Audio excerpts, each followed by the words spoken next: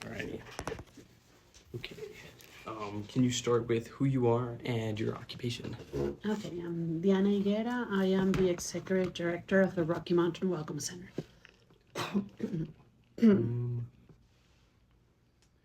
How do you help refugees and migrating people?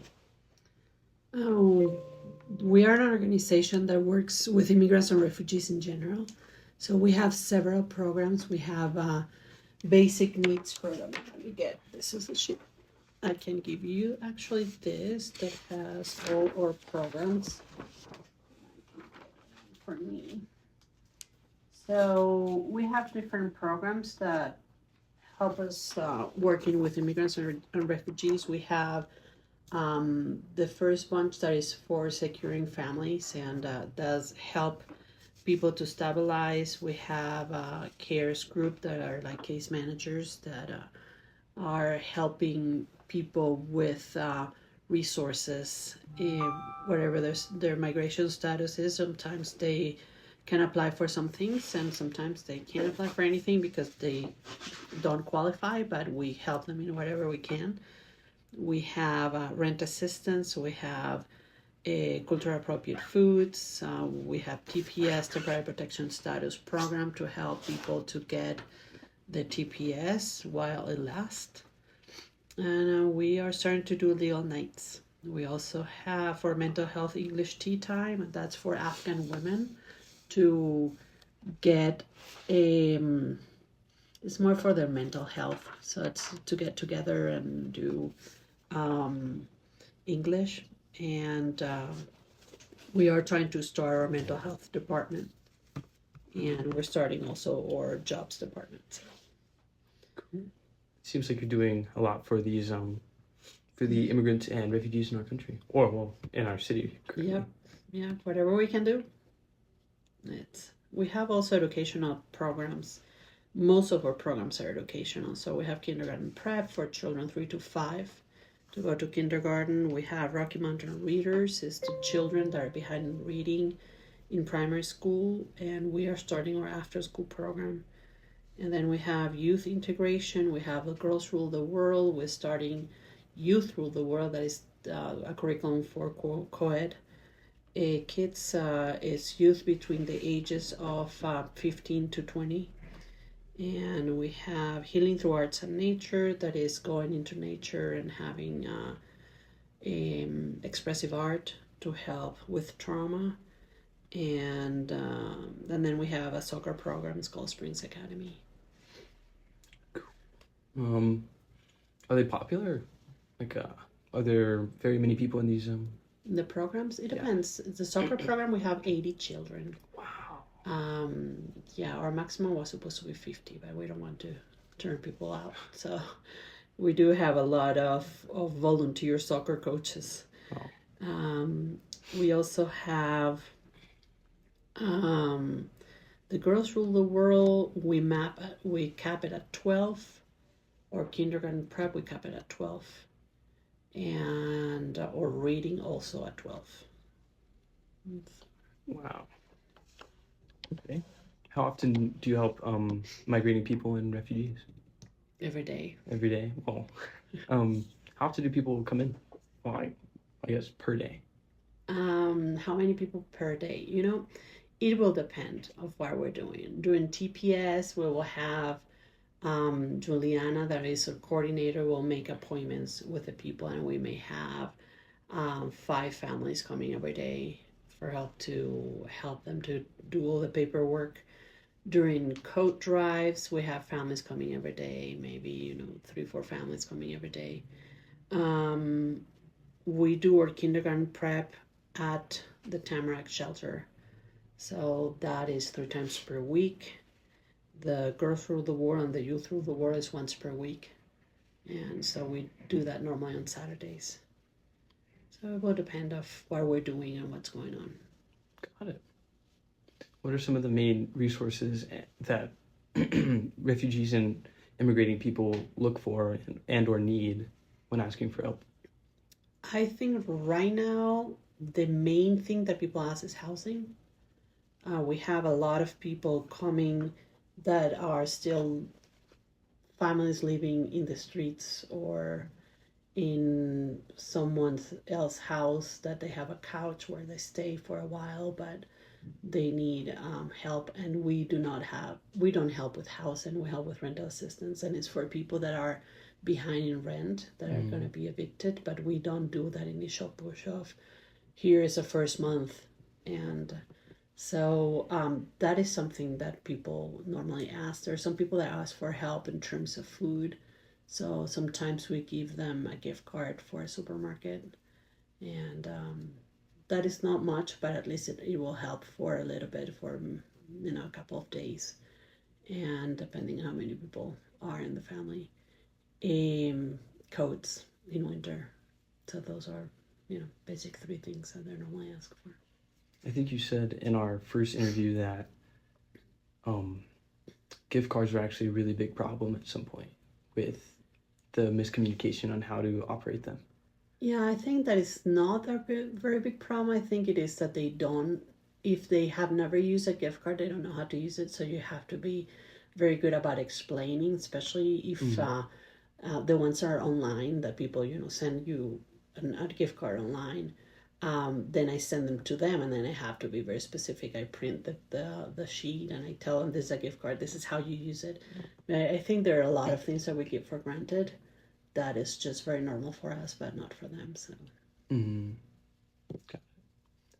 Which ethnicity would you say is most common or dominant in the refugee and immigration population in Aurora? That is hard to say. Right now, with the migrants that we're seeing a lot of Venezuelans. That it was not the main population before. Before we used to work a lot with Africans. So it depends on which population is coming. I guess it's the population that we're working with. Then at some point we're Afghans when we were having all the Afghans coming in, Iraqis also. Right now I'm seeing mostly Hispanic, but that can change. At the school I'm interning at, I'm like a teacher assistant. A lot of the children I work with are Venezuelan, and they're also immigrant and refugees. It's also part of the reason I wanted to take up this story. Yeah, it is. It is depending on where we are in the immigration history, because they come in waves, so it depends on which wave it is. Mm-hmm. Why do you help refugees and immigrating people? I'm an immigrant myself. I'm Venezuelan, and I feel there is just a gap of resources that immigrants and refugees don't have the help, and I don't know. I feel that this is what I can do for people, to help people. Oh. Can you tell me about your immigrating experience? Yeah, for me, it was fairly easy. I came to do my master's degree at the University of Denver. I met my husband in my first class, and we got married. However, it was easy because the path that I came, I came by plane. I had my visa. I had my Social Security as soon as I came, being a student. However, I came as a student and I couldn't work other than in campus half time. And it was very hard to find job on campus that it was part-time. I didn't have option to do like a student, don't remember how you call it, the one that is like FAFSA, that you go and work study. Like I couldn't do work study because my status, I paid taxes, but I couldn't get any of the benefits of paying taxes. The international house at DU at that time was helping more American students going out than international students coming in. So at that time, I lobbied all the departments at DU to have a committee, like a welcoming committee for international students. So most of the big schools created like a buddy program where you partner American students with international students, because there were some international students sleeping in, like, at the airport because they didn't know how to come or how to dial a phone to contact someone to pick them up at the airport. Or you have students sleeping the first nights in the classrooms at the U because they came too late, and the apartment where they got, no one was there to give them the key for the apartment. And the apartments are, I slept the first month on the floor because I didn't know the apartment didn't come furnished. So, as an international student, you don't come and see how the U is. You just see the city, see the program. This is the program I want, and you come, and then you don't know all what you don't know. So the lack of communication. I think is they give it for granted. It was when I was trying to get a roommate. The apartment was like, oh yeah, get in this website and you find a roommate. And I'm like, how do I know if this is not like a serial killer or something? As international students, you just don't know anything. So you don't trust. And I was lucky enough that it was a student from Argentina in the same department. And his girlfriend, when I arrived, I could stay one day at their house while my apartment was ready, and he put me in contact with another student that he knew.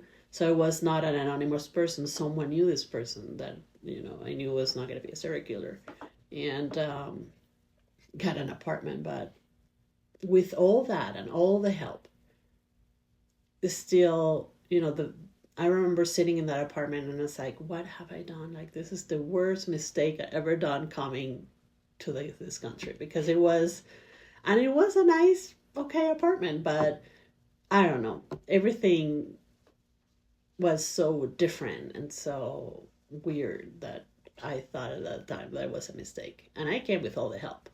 Do you regret coming to America? No. Cool.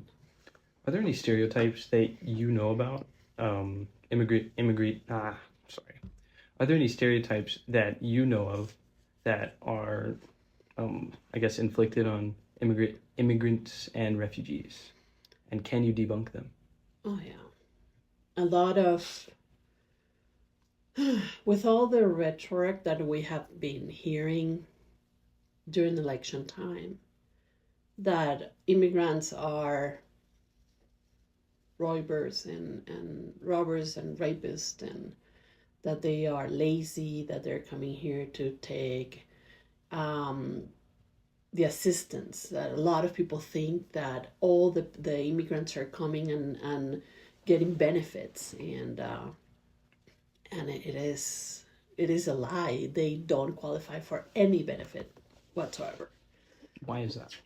Because you need to be a citizen to get benefits, or at least a resident, and they don't. They even if they come with status, like I was, being a student, you don't qualify for any of the benefits.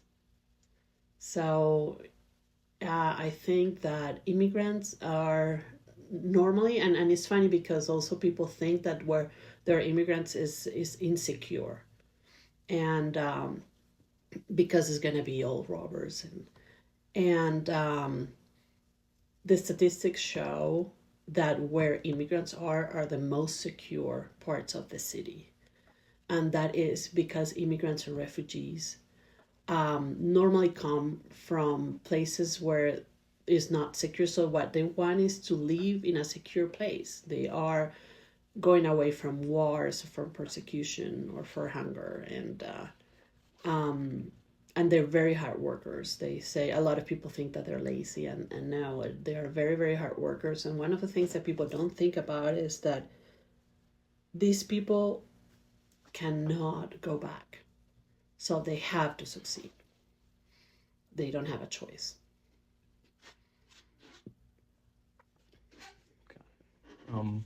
Actually, I had a question related to the biased taxpayers in America and how they think immigrant families are coming here to, quote, be lazy and just to sit on the government assistance when they don't even have the proper documents to accept or qualify for that assistance. So it's kind of it just doesn't make any sense. And a lot of people, one of the things that this country did is develop, that's not my correct, develop a system so that immigrants that are not documented could pay taxes. And so if you have an IT number, you can pay taxes with that. You could work and pay taxes. Okay. However, that doesn't give you the opportunity to get any benefits. That's kind of unfair. Very unfair, actually. You pay your dues when you come. To your knowledge, has the city of Aurora, Colorado, assisted the migration and refugee population in a way that is impactful to their well-being? Are you talking about citizens in the city of Aurora, or are you talking about the government of the city? We can do both. Yes. So I feel that the citizens in Aurora and in Colorado in general are very generous and have been trying to help anybody however they can. And we have seen people at the beginning when we had last year all the influx of migrants coming. We saw people giving food. We saw people giving coats. I mean, we gather here over 350 coats. We had people just going to Costco and buying new coats and bringing us here. I bought 10 coats and give them to us for free to give it to immigrants. And people here are very, very generous. The government, the city of Aurora, the city council has been very, I wouldn't say the whole city council, but some people in the city council have been very vocal about Aurora not being a city open to immigrants. However, the city of Aurora is one of the only cities in the United States that have an immigrant integration plan. And the city of Aurora has a department that is the Office of International and Immigrant Affairs, and has full-time, I don't know how many people working in that office since the last over 10 years. And they provide with funding to different organizations, to different nonprofits, to do different programming towards integration. They're probably not the programs that you're going to see of basic needs, but they do provide funding for programs like studying for your citizenship test, English classes. There are a lot of great programs that the city of Aurora is funding through that office. And those are all programs towards integration. And Aurora is one of the most diverse cities in the U.S. One of the cities has had more immigrants per capita in the U.S. Wow.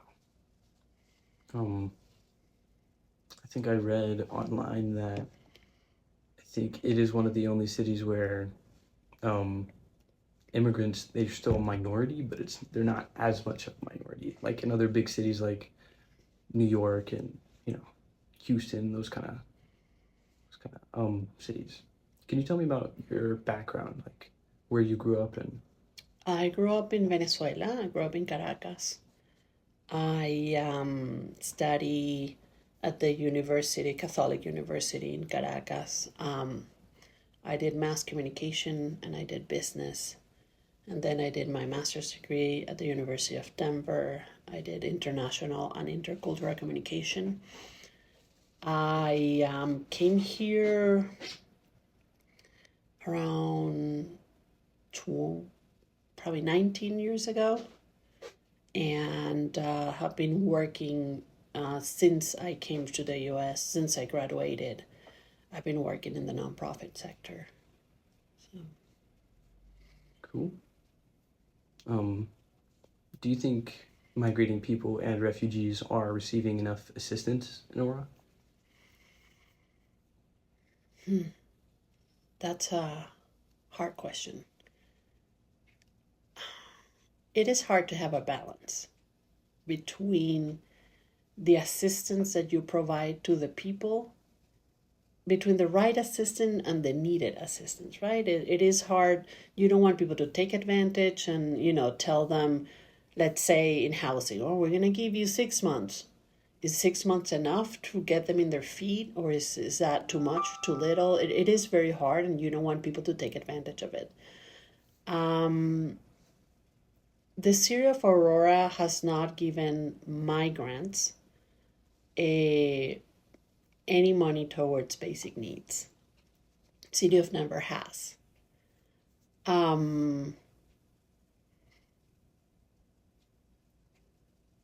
I don't know if ever is enough. Also because if you give, then people keep coming. True. So do you want to open that influx of people not being able to close it? It is a very hard question, because you want to be open to people in need, but you don't want to be attracting people to come, because we don't have enough for our own people. So how, as a government, I see the hardship on how do you give, like we already have people that are unhoused, right?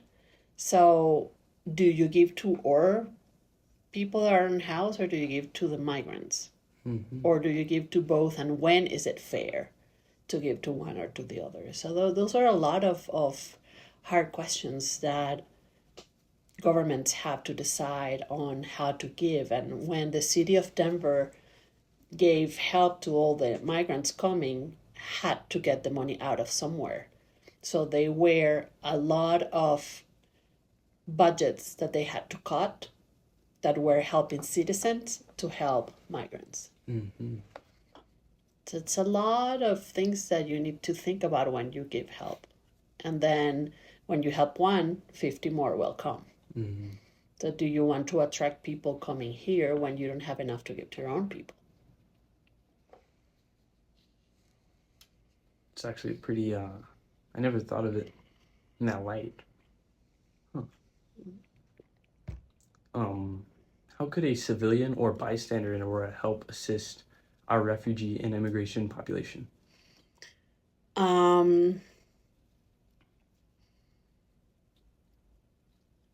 There's several ways that you can help. Colorado Gives Day is coming, right? So give the organization you believe in, that you think they're doing a good job, and support them with money. If you don't have money, support them with your time. See what volunteer opportunities they have. See if someone is doing a drive, like we're doing a coat drive, and give coats that you're not using to that coat drive. If you have jobs that people can do at your house, breaking leaves, painting your house, things like that you can give an immigrant the chance to work at your house, give them that. Give them the opportunity to work. People want to work. Nobody comes to another country wanted to be a dependent of the government. Everybody wants to work. So if you have the opportunity to give that, give that. If you have other gifts in terms of other skills that you can provide to an organization, give them the opportunity to use your skills.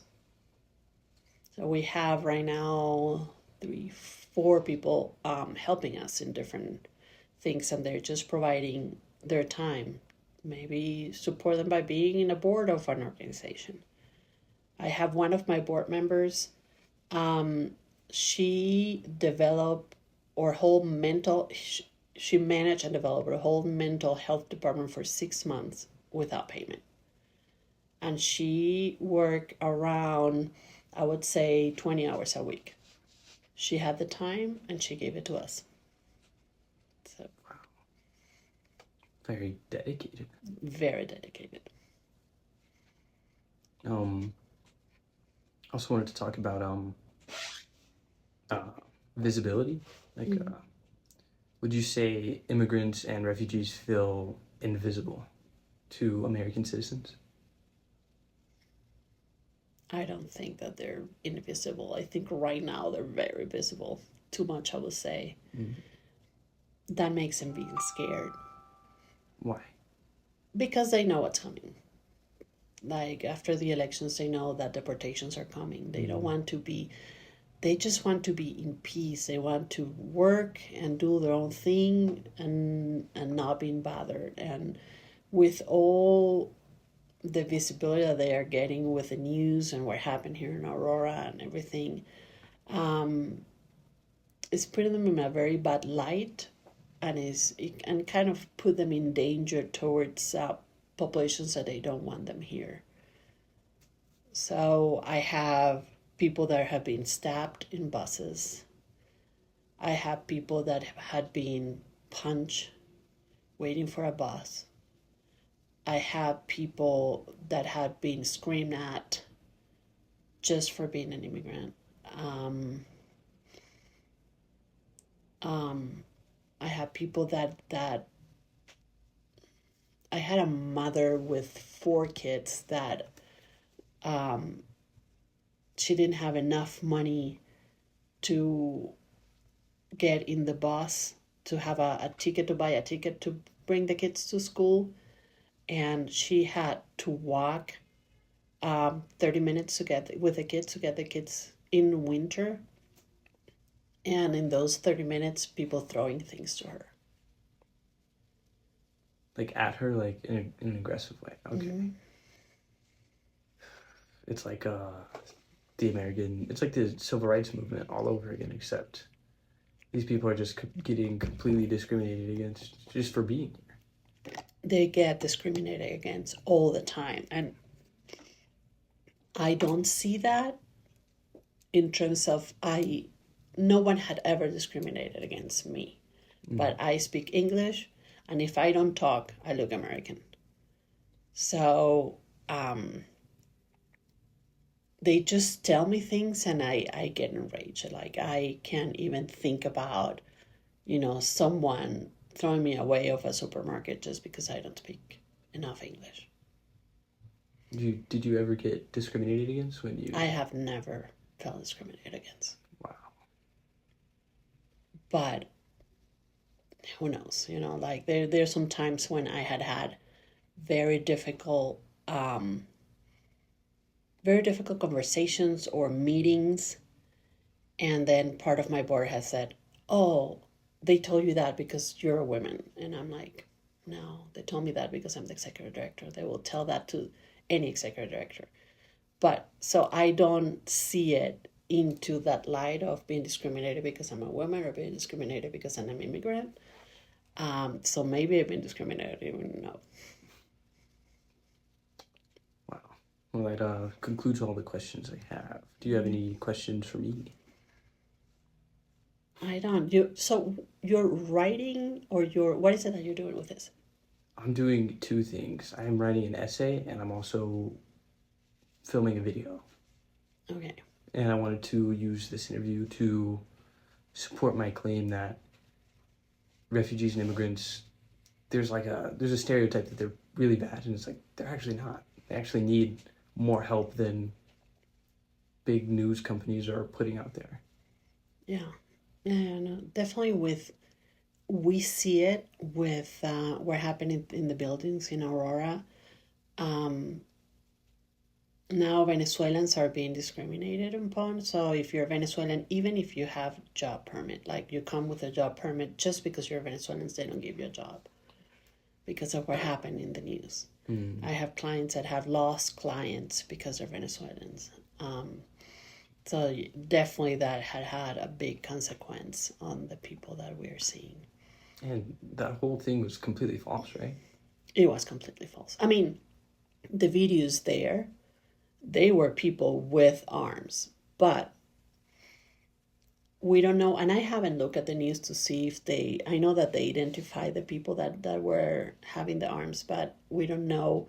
Like, I didn't look at if they were Venezuelans or not, but they were not part of El Tren de Agua. It was false that all these gangs are taking over, like Venezuelan gangs. The people that were living in those apartments, I talked to the police, and they were just families. They didn't find anybody from El Tren de Agua there. They have been people identified that were part of El Tren de Agua because they have like very specific tattoos. Mm. And they have identified 6 people in the whole Denver metro.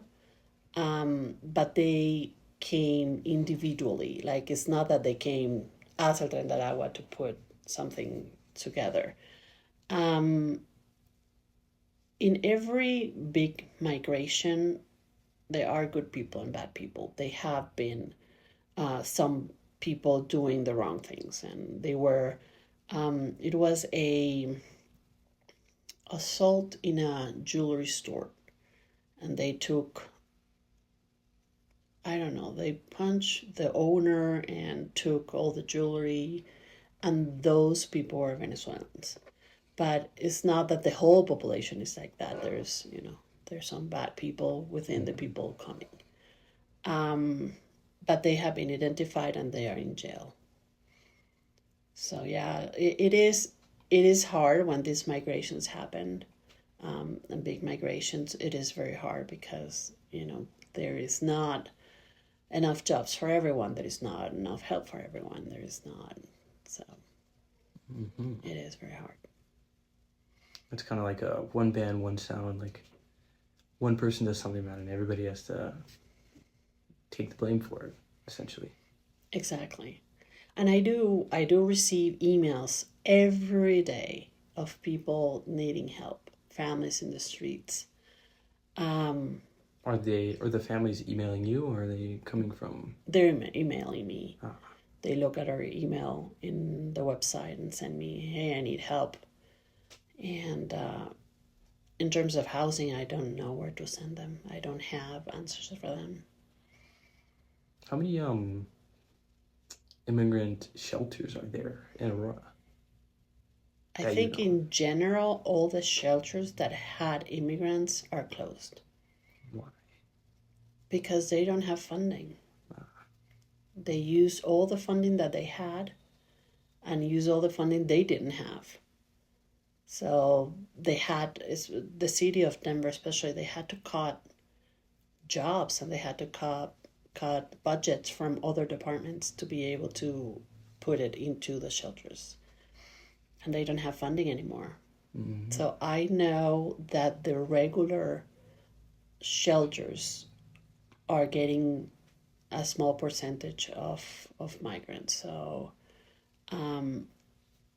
Salvation Army has some shelters, Catholic charities have some shelters. I don't know who else manage shelters, but the same shelters that were before for families are the shelters are open right now. Okay. Wow. Do you have anything else you would like to say to the camera? Oops. Yeah. Let me see. No, I would love to see what your essays and then your video. Cool. Okay. That's all I got. Yeah. If you need